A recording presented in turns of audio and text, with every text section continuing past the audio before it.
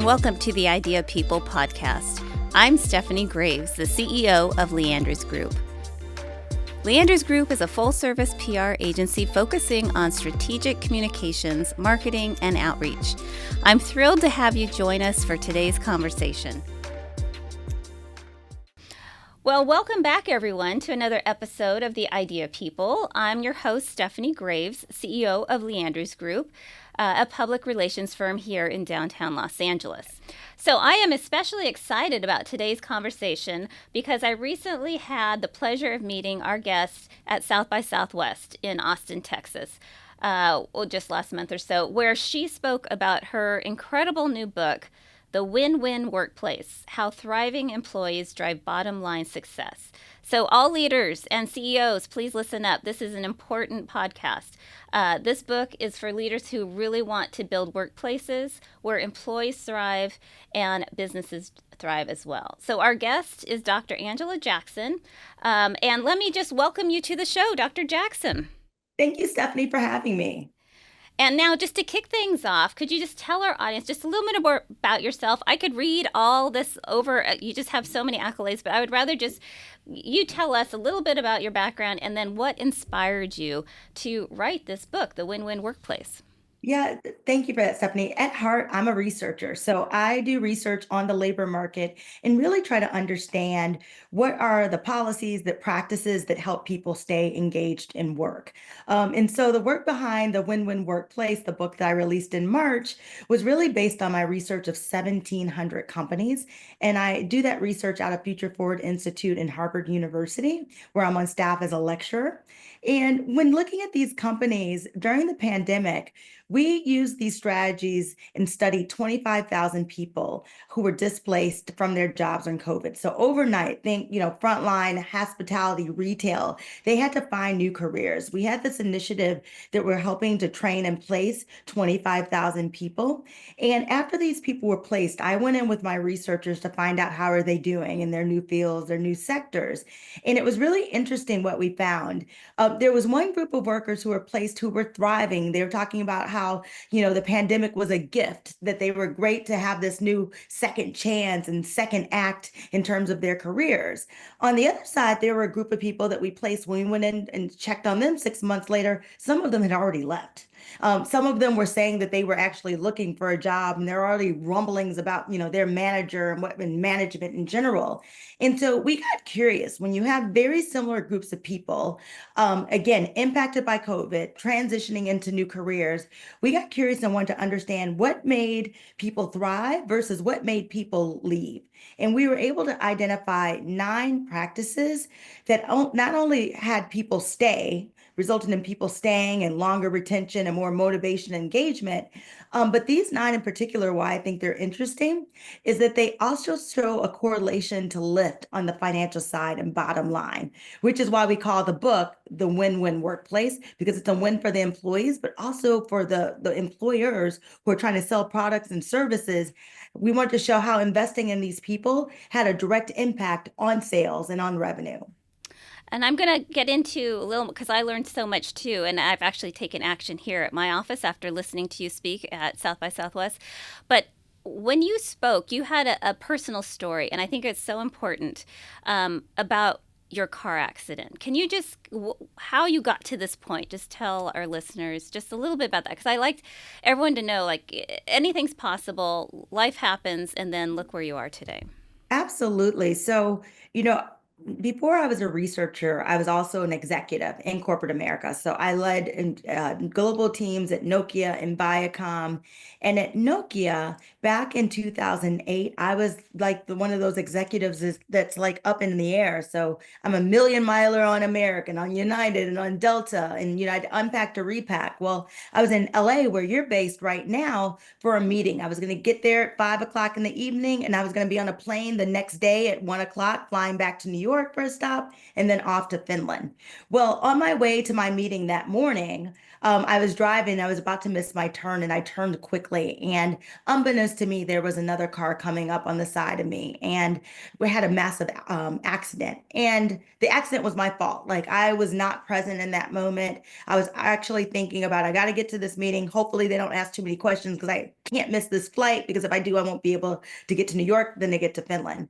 All that to say is, I was at a moment in my own personal life where I hadn't invested, in friends and family, but I had all of these accolades. And what I was able to do when I was given that time out of sitting on a couch in physical therapy for 6 months, excruciating pain, I was given a chance to really reflect back on what all my success meant, and also the cost of that success, literally and physically.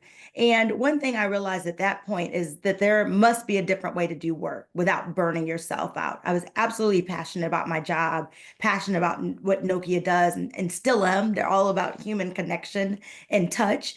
But I knew I needed to do work in a different way. And that really kicked off my research around workplaces and how do we invest in people so that they can have sustainable careers, and to that end, that we can have more profitable businesses because they are inextricably they're linked together.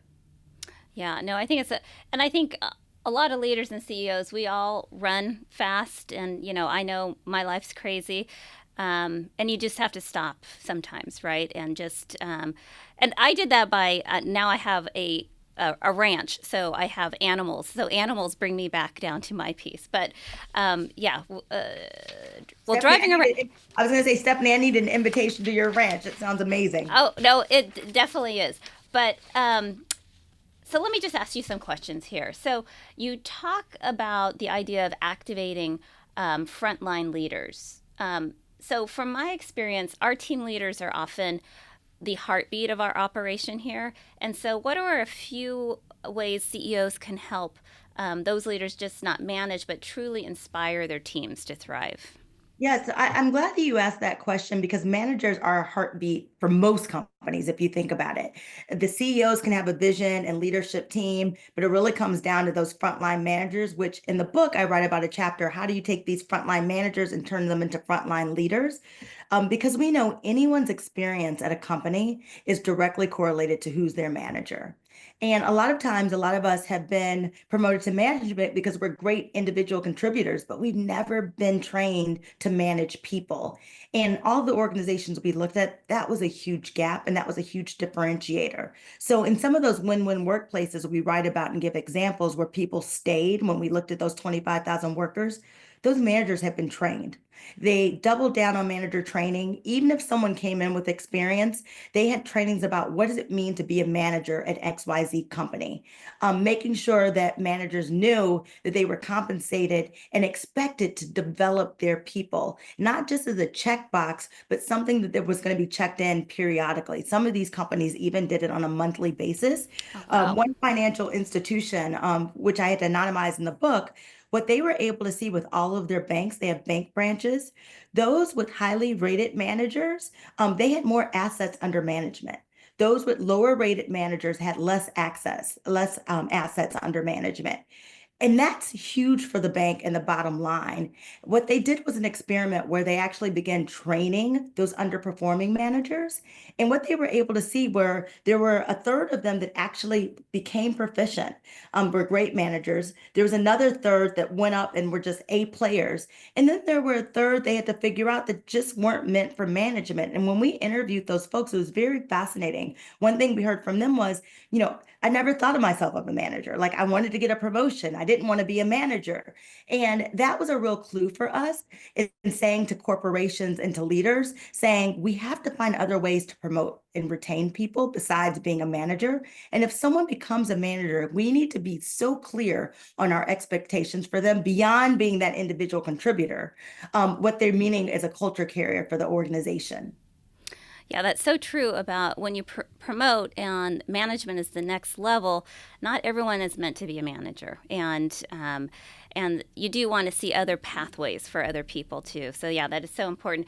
But what I really did get from your book, because I read your book. I had you actually sign it for me there too. So I have a signed copy, which is going to be worth millions, I'm sure, in a few years here. But just centering employee voices, um, reimagining employee benefits, and then really developing um, deep talent benches.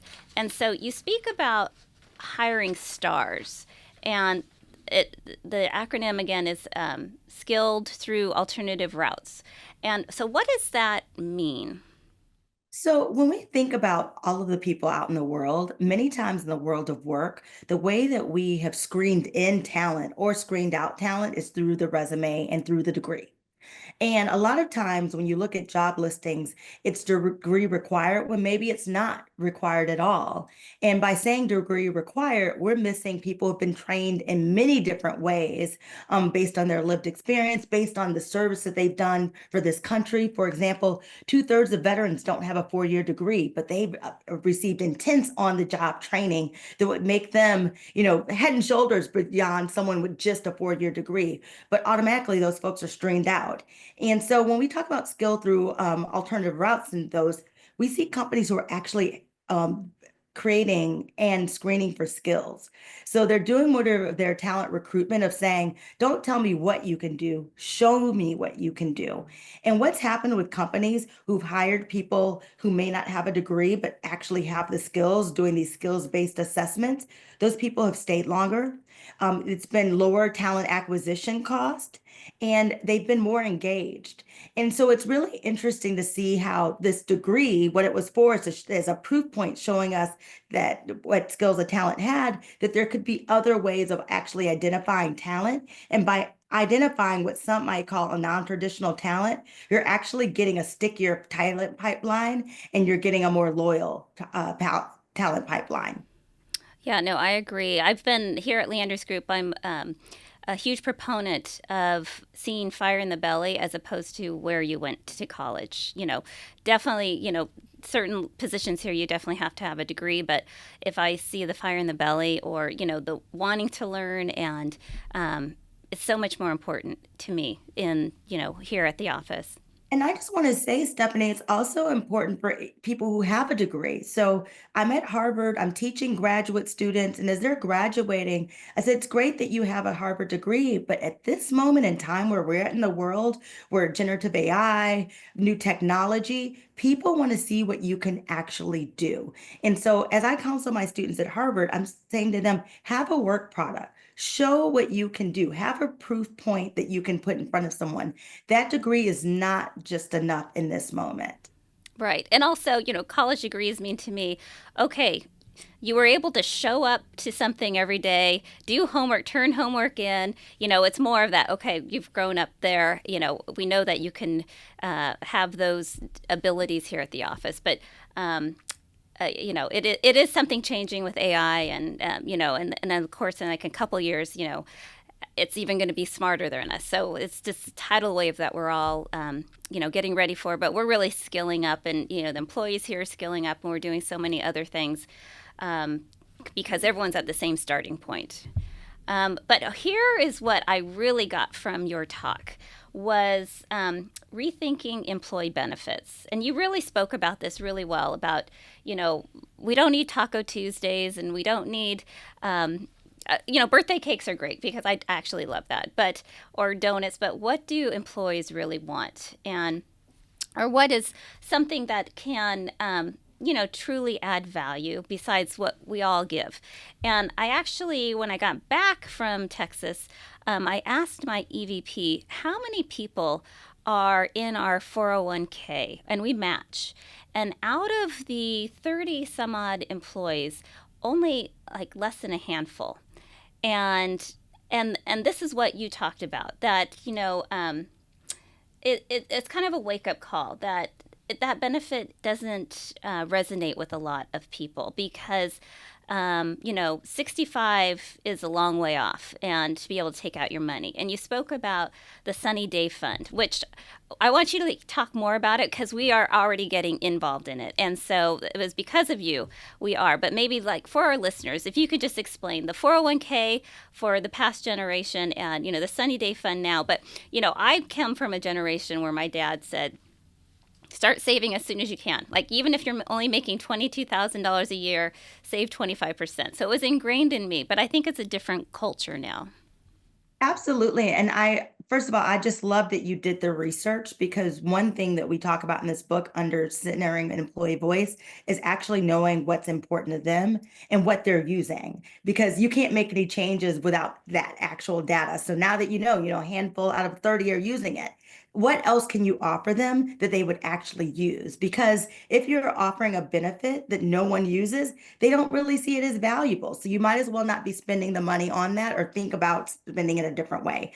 And so when we talk about the Sunny Day Fund, what we saw, and this is a quick story I'll tell you, I was working with this fast casual restaurant. And the CEO had the same problem. He offered 401k. He was perplexed because no one took advantage of it. He called me in. He goes, Dr. Angela, why aren't any people taking advantage of this? I would have killed for something like this. And I said, well, have you asked them? And when he asked them, Stephanie, he found out exactly what you did, that while people appreciated the benefit, they had needs today, right now, that they needed help on. And so, as a 25-year-old, as a 30-year-old, 60 does feel like a far ways away. And to the credit of the CEO, what they decided to do was to take those funds that they had set aside for the match and gave employees flexibility on what they wanted to do with those dollars today. And how they use the dollars, if we lean in, it's not going to be surprising, but they used it on caregiving, not only for their children, but for elderly parents. We're upwards of a 5-generation workforce today. So more of our, managers, entry-level employees are going to have caregiving responsibilities and they're going to have caring for their elders. There are other people who wanted to use it for wellness. And so they gave them choice to do that. That could be a massage, that could be helping with doctors' co-pays. And what we saw them partner with was a company that helped. And so two that I love are Sunny Day Fund, and another one is called Compt. And the reason why I like these companies is that they provide these benefits based on what an employee needs. Sunny Day Fund is all about having an emergency fund when life happens. We've all been there, an unexpected school fee, or now it's time to go school shopping, or guess what? Our kids are going to college. And so really thinking about when life happens to know that you have a fund that you can tap in to get resources from that. Comp is slightly different, where again, if there's certain benefits that you might find, so some people like free food, some people like tennis, some people like shopping at local stores. What Comp gives a company ability to do is to create a fund where employees can tap into a set budget and use those funds. And the kicker about this with Comp, when you look at the data on where people spend their money, they spend it in their local communities. So not only it's a win-win, right, for the employee because they get more choice and optionality. It's a win for the employer because they're actually offering benefits that people will use. And those people who use them actually say those are one of the benefits of why they stay. But then the third win is around the community and thinking about investing in the local community where our businesses are serving people there and their customers exist. So it becomes not only a win-win, but a win-win-win. And that's something important too, because here in LA, with all the wildfires that happen, and so many people wanted to give money to. So, I've had employees wanting to, see how they can be part of that, and so there's so many other benefits when you think in your mind, like we don't need to have donuts on Friday, right? There's so many things where you can help your employees, which helps the culture too, which is so important. I think Um, the wildfires is such a great example because literally that happened overnight, right? You've got people who lost their homes, they're waiting for insurance policies, et cetera. Who's going to be there for those people? And I have to tell you, my research has showed with looking over these 1,700 people, I've talked to over 100,000 people, they expect their employers to be there for them. And when the employers are there, the trust, the loyalty that employers get beside that, when people say that they were there for me at my most vulnerable moment, you can't buy that. There's not a lunches to buy that. And so what the message from the book is having management truly invest in the things that matter most to the employees that will make them stick and double down on being very productive and engaged. you're just so amazing, and it's such an amazing speaker. And what drove you in this path? It seem you have like a real passion. It seems like, and I like that too because I like to show young people. We have interns here, like what they can be. How did you strive to get where you are today? Well, I think the biggest thing was just watching. I was raised by my grandfather. He worked at a Chrysler factory, and he put car doors on cars, and that was what he was trained to do. At that time, it was a union job. It was a good job. We owned our home. We had insurance, and that allowed me to go to school. But also, I grew up at a time when that factory disappeared, and so I know what my community looks like now. When that factory, it was a Chrysler factory, wasn't the pillar of the community, and so from my youngest ages, I've really understood the importance of work in one's life. And, we spend a third of our lives at work and doing this. And so for me personally, watching my grandfather do that work and then overnight the job is gone, I wanted to do work of passion. I wanted to do work that could actually help people. And I wanted us to think about how we reimagine work. It doesn't have to be the place that we're dragging into. It can be the place that lights you up. And I think, Hmm. individuals can contribute to that, but so can management and leadership. Oh my gosh, I like that so much. Okay, we're gonna wrap up here, but I'm gonna. If this is a quick fire lightning round, and you can answer in sentences. It's not one word like Stephen Colbert does. So, okay, biggest culture builder in one word. Relationships. It's all about relationships and how we connect people across titles, across levels, and get them in community. Okay, that's good. One thing CEOs tend to overcomplicate. One thing that they overcomplicate, a quick story. They think mentoring over distance is hard. They think remote work is hard. And we need to reimagine that. Just because we were raised professionally with being in the office and that's how we were mentored over the water cooler, there can be other ways to do it. And I think this economy is actually needing it. I was working for Nokia in the early 2000s and we were remote. I had teams that were in Singapore. Some of my direct reports are in the UK. You can do this. We just need to reimagine how to mentor people in hybrid and remote spaces. Great. Okay, best leadership advice you've ever received. The best advice I've ever received was from one of my professors at Harvard. She said, the time to make friends is when you don't need them. And so that goes back to my first point of just really investing in people because people want to know you care before they do anything else. They want to know that they matter. And so it's really worth investing that time. Okay, last one. Finish the sentence. A thriving workplace feels like. It feels like joy. You feel like you're on purpose. I think about the Googles of the world that give people 20% time to work on innovations that they think are interesting. And I write about this in chapter 9 of my book.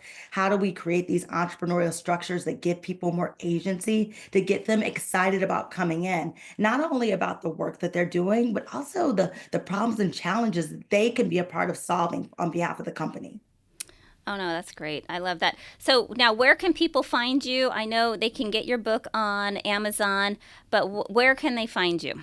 Absolutely. So if they go to readwinwinworkplace.com, that's the book's website, but I have my calendar up for events where I'm speaking or events that we're hosting. We're hosting a summit in Chicago in May and we're inviting everybody because it's not going to only take leadership, but it's going to take individuals to believe in this philosophy of a win-win workplace. That's how we're going to have this movement and actually have a shift in thinking. Oh, that's great. Well, we'll be watching you closely and for your next big idea, but no pressure. And then until then, we're just going to be over here trying to create a more win win workplace. So thank you so much, Dr. Jackson. It's such a pleasure. Oh, the same, Stephanie. Thank you. Okay, the podcast set up downtown. We got motion. What's the idea, people? The conversation's open. The Andrews Group, the firm. Yeah, we here now. Let's talk about great ideas. Have a sit down. We on a mission. You get the idea, people. Glad you pulled up. How you doing? Nice to meet you.